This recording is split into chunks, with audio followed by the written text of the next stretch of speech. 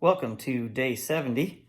We are finally at the end of the book of Numbers. So what a cool thing this is to have gotten through Exodus and Deuteronomy and, Leviticus and Numbers, getting ready for Deuteronomy, and some cool things that we're going to get out of there. But Numbers seems like it's always really real boring stuff. That it's all these numbers and that's why it's called Numbers, but it had some pretty interesting things in it. So we're going to end the last three chapters with just two things I want to point out to you that are important, where our founding fathers have gotten some of the things that we have incorporated in our laws, which is pretty cool.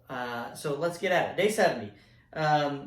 In chapter 35, verse 6, it talks about cities of refuge, places to go. So let me read this part. 6 of the towns you give the Levites will be cities of refuge, where a person who has accidentally killed someone can flee for safety.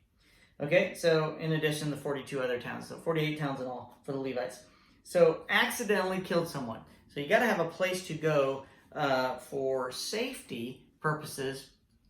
And like a lot of times, if you go into a church or something like that, depending on where you are, people are safe there.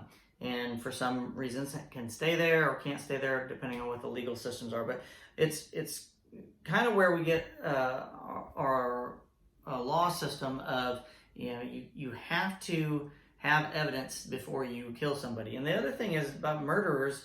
Let me read the second thing I wanted to say, and it's tied in together. 35 verse 30.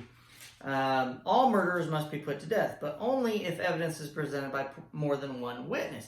So we can't just say, "Oh, that he's a murderer. Let's put him to death."